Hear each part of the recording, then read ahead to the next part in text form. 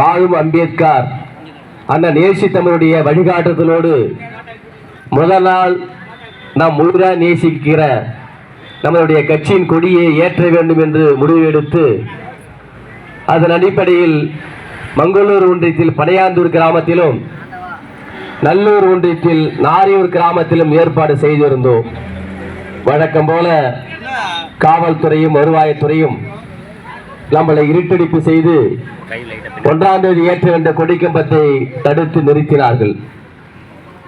அவர்களுடைய வேண்டுகோளுக்கு இணங்க எத்தனை நாட்கள் ஆனாலும் சிறுத்தைகள் கூடி நாரியூர் மெயின் ரோட்டிலே பறக்கும், அதில் எந்த மாற்று கருத்தும் இல்லை. ஆகவே நீங்கள் கேட்டது நாங்கள் பொறுமையா இருக்கிறோம், ஆனால் ஏற்றுவோம், அதில் உறுதியா இருப்போம் என்று சொன்னோம். பேச்சுவார்த்தை நடத்தினார்கள். பேச்சுவார்த்தைக்கு தோழர் சந்தோஷ், தம்பி சுரேஷ், பெரியசாமி, அர்ஜுனன் உள்ளிட்ட நிர்வாகிகள் பேசினார்கள். ஆகவே தமிழகத்தில் எந்த கட்சி கொடியேற்றினாலும் காவல்துறைக்கு கவலை இல்லை, வருவாய்த்துறைக்கு கவலை இல்லை. ஆனால் விடுதலை சிறுத்தைகள் கொடியேற்றினால் மட்டும்தான் நீங்கள் எத்தனை அடி கொடிக்கம்பம் வைக்கிறீர்கள்? ஏற்கனவே உங்களுக்கு கொடிக்கம்பம் இருந்ததா? எத்தனை ஆண்டுகள் கொடிக்கம்பம் இருந்தது? இப்படி பல்வேறு கேள்விகளை கேட்டு கிடுக்கு பிடிக்கி செய்கிறார்கள். ஆகவே காவல்துறையே, வருவாய்த்துறையே, தமிழ்நாட்டு அரசியலை உத்து கவனிங்கள்.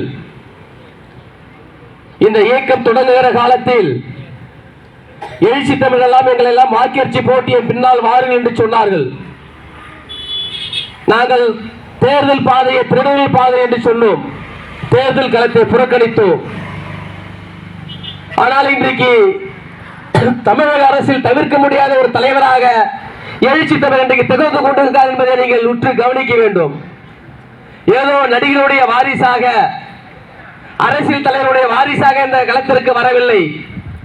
ஆடு மாடு மேய்க்கிறதுக்கு மகனாக பிறந்து தன்னம் தனியாக ஒற்ற மனிதனாக இருந்து மதுரையில் இந்த இயக்கத்தை தொடக்கி இந்த இந்தியாவை திரும்பி பார்க்கிற அளவுக்கு உருவாக்கி இருக்கிறார் எழுச்சி தமிழர். அருமை தோழர்கள், காவல்துறை நண்பர்களே, வருவாய்த்துறை நண்பர்களே, உங்களுக்கு யார் இந்த சட்டம் போட்டது? 25 அடி கொடிக்கம்பம் தான் வைக்க வேண்டும், வீட்டம் கட்டக்கூடாது. எங்களுக்கு பற்றி இந்த சட்டம் புரிந்து கொள்ளுங்கள். 2026 ஆண்டு ஆட்சி அதிகாரம் விடுதலை சிறுத்தைகள் கைகளுக்கு வரும், வந்தே தீரும். நிச்சயம் இது நடக்கும், எழுதி வைத்துக் கொள்ளுங்கள். தமிழக அரசியல் இன்றைக்கு திரும்பி பார்க்கிற அளவுக்கு எழுச்சி தமிழ் இருக்கிறார். நாம் சொல்லி தெரிய வேண்டிய அவசியம் இல்லை. தமிழக அரசியல் மட்டுமில்லை, இந்திய அரசியலே திரும்பி போடுகிற அளவுக்கு ஆற்றல் வாய்ந்த தலைவராக இன்றைக்கு உருவெடுத்திருக்கிறார். என்னை பார்க்க வேண்டும். நாங்களும் மனிதர்கள் தான், ஜனநாயக நாட்டில் தான் வாழ்ந்து கொண்டிருக்கிறோம். காவல்துறை நண்பர்களே, சட்டம் கடமை செய்யுங்கள். எல்லோருக்கும் சட்டத்தை நடைமுறைப்படுத்துங்கள். எங்களுக்கு ஏன் இவங்களுக்கு கிடுபடி செய்கிறீர்கள்? ஒரு அதிகாரி சொல்லுகிறார், நீங்கள் ஏற்றுகிற கொடி கம்பம் மற்றவரை கண்ணை உறுத்துகிறதே என்று சொல்கிறார். அதற்கு நாங்கள் என்ன செய்வது? நாங்கள் உயிரே நேசிக்கிறேன். எங்களுடைய குடும்பத்தை தாண்டி, எங்கள் பெற்றோர்களை தாண்டி, எங்கள் பிள்ளைகளை தாண்டி, எங்களுடைய மனைவிகளை தாண்டி, அதற்கு மேல் உயிரா நேசிக்கக்கூடிய கொடி சிறுத்தைகள் கொடி, எழுச்சி தமிழோட கொடி.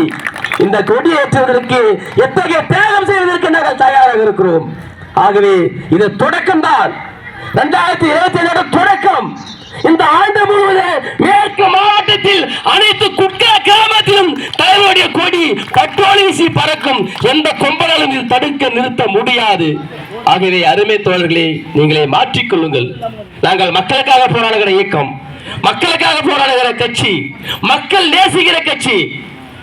அடங்க மறுப்போம், அத்தி மீறுவோம், திமிரி எழுவோம், திருப்பி சொன்ன எங்கள் தலைவர் சொல்லிக் கொடுத்த முழக்கம். நீங்கள் எங்களை அடிக்கடிக்க பந்து உந்துன்னு அண்ணா சொன்னார். அடிக்கடிக்க தான் பந்து உந்துன்னு அண்ணா சொன்னார். நீங்க எங்களை கண்டுக்காம போனீங்கன்னா நாங்க ஏதோ ஒரு ஊர்ல ஏத்திட்டு போவோம்.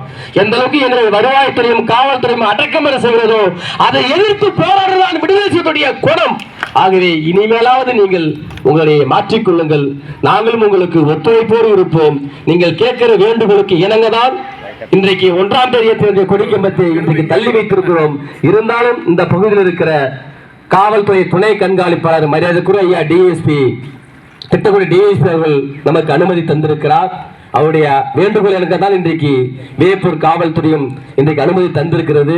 இருந்தாலும் நம்மளை எந்த அளவுக்கு நசுக்க முடியுமோ விரட்ட முடியுமோ என்று விரட்டி பார்க்கிறார்கள். அதை மீறி நாம் போராடுறதால் வேறு வழி இல்லாமல் அனுமதி தருகிறார்கள்.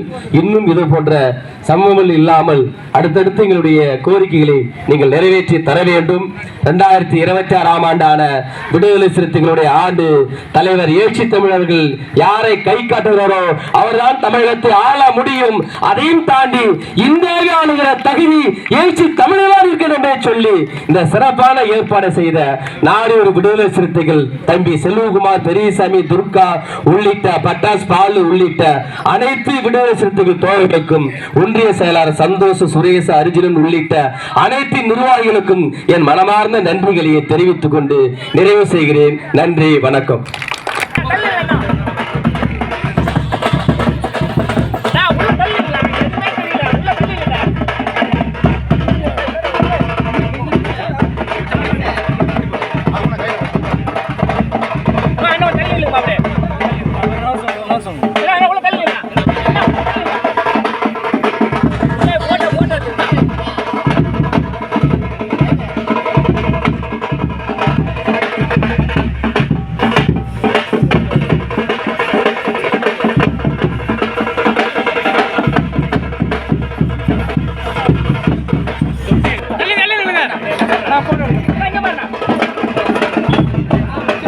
Hello.